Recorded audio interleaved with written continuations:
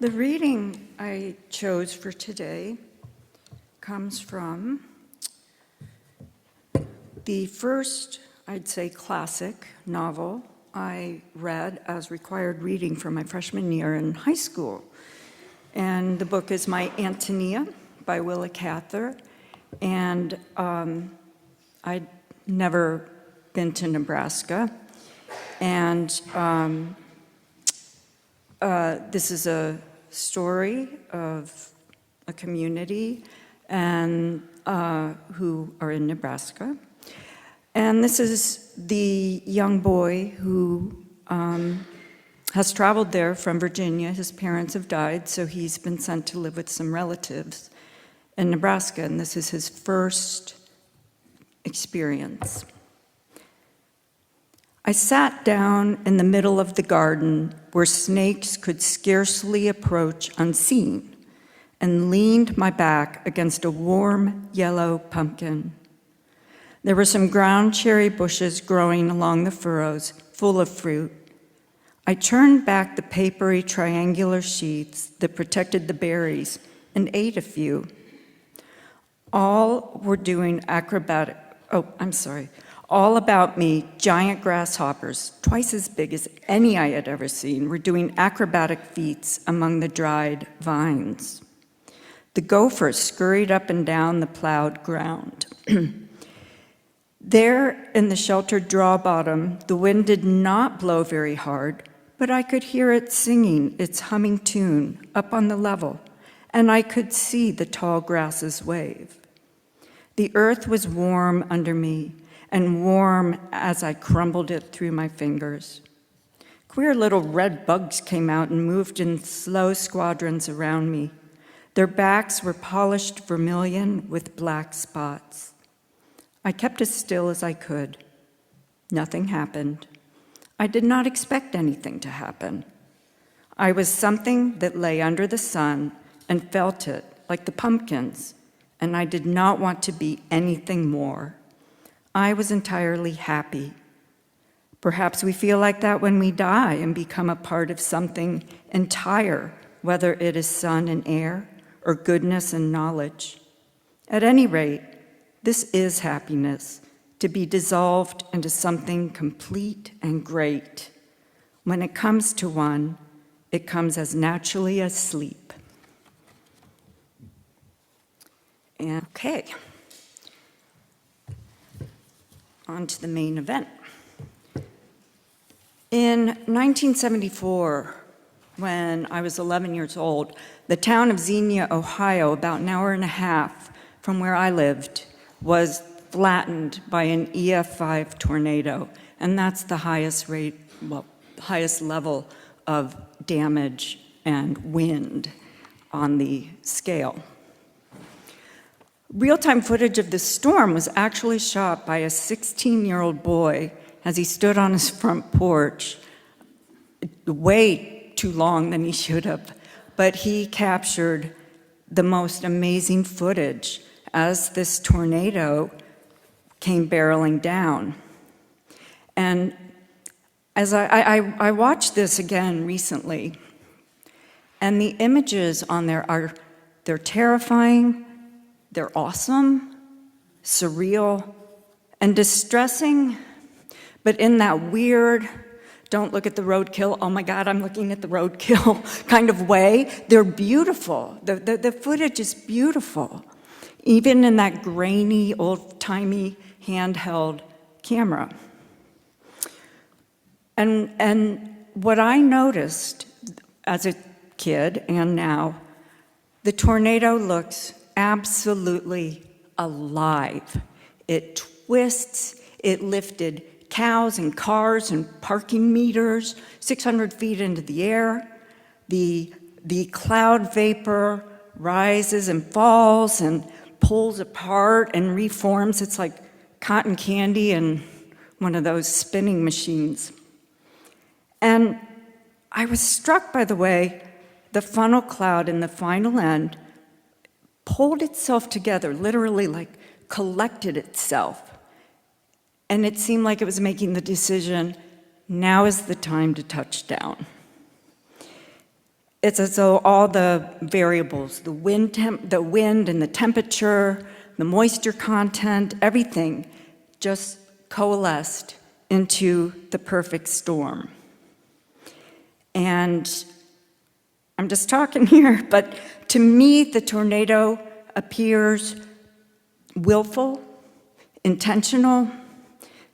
When one person's house is left fully intact, untouched, and their neighbor's house has been ripped from its foundation, it feels both pointedly personal and also just randomly indiscriminate. Humans take it personally. Nature has no emotional skin in the game. The human story is also the Earth story.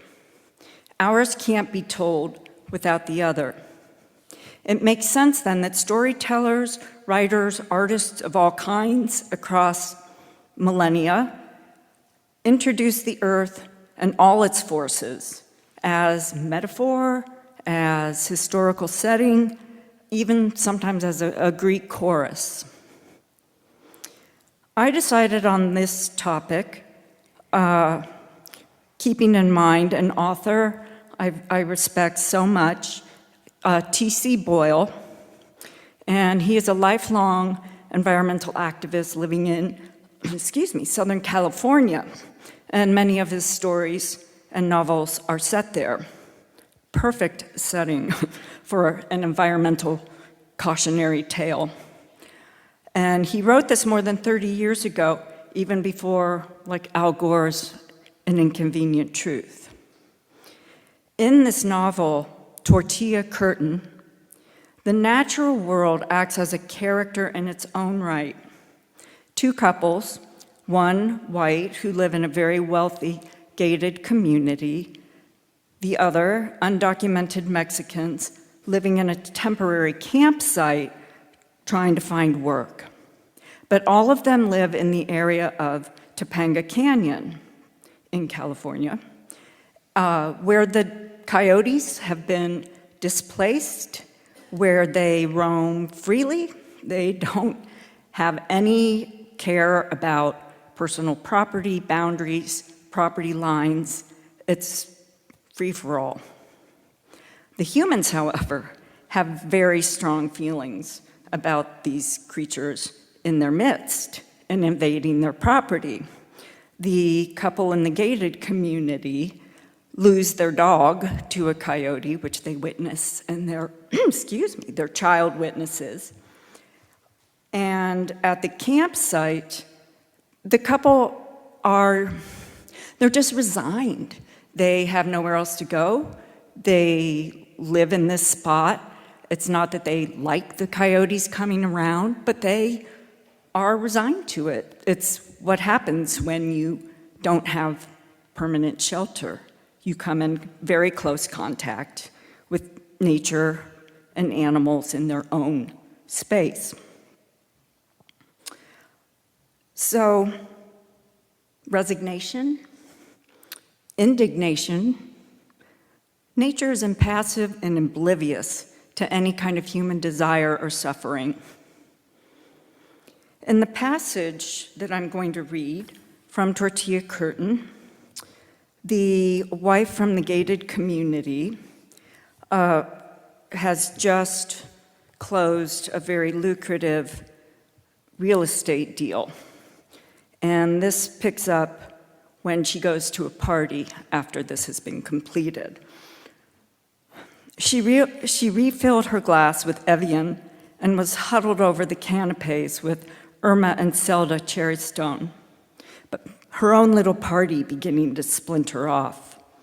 And she was feeling good, really good, for the first time in a long while.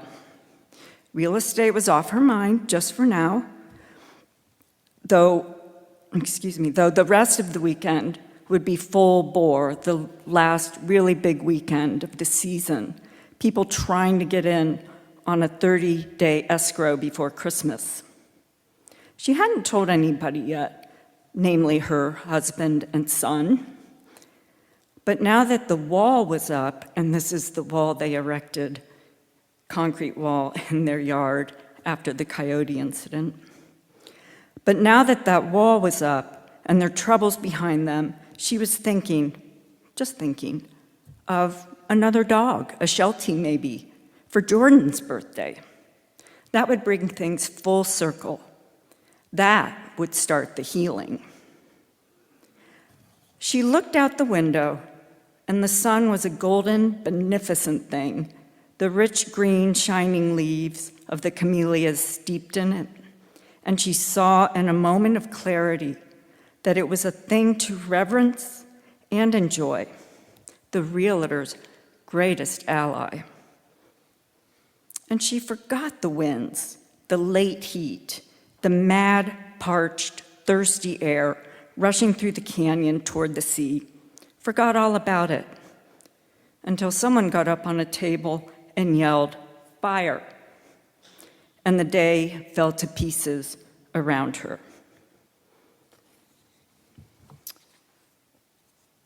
And it all goes downhill from there.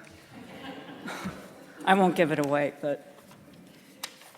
and another author I really appreciate, Doris Lessing, in her book, The Grass is Singing, the landscape of southern Rhodesia acts as a very hostile force that drives the main character, Mary Turner, into complete madness.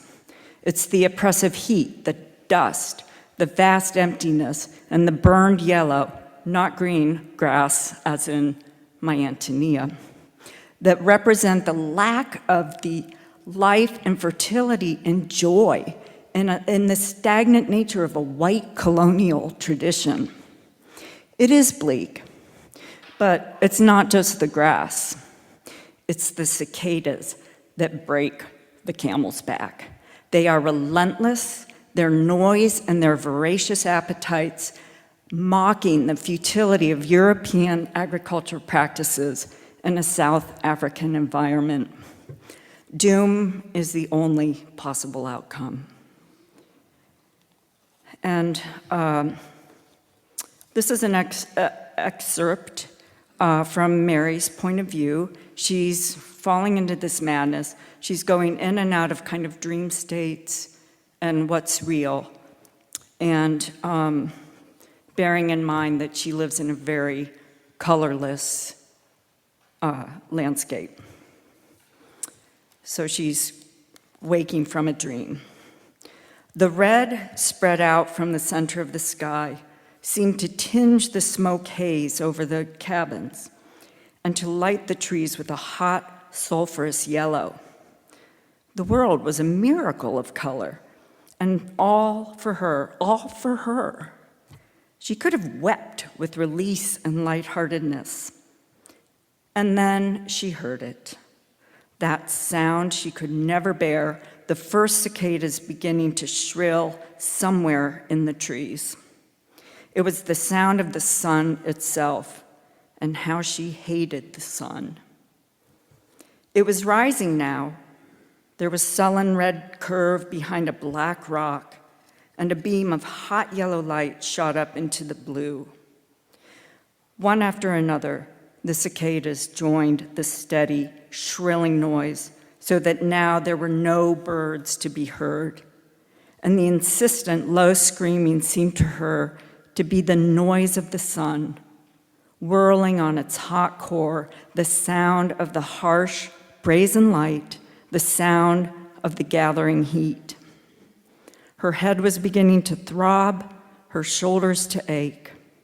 The dull red disk jerked suddenly up over the cabins, and the color ebbed from the sky. A lean, sun-flattened landscape stretched before her, the dun-colored brown and olive green, and the smoke haze was everywhere, lingering in the trees and obscuring the hills. The sky shut down over her with thick, yellowish walls of smoke growing up to meet it.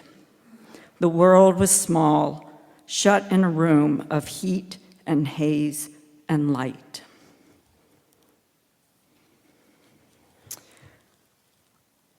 So I believe, and these are just my own kind of random thoughts, but I believe everything in nature strives towards stasis.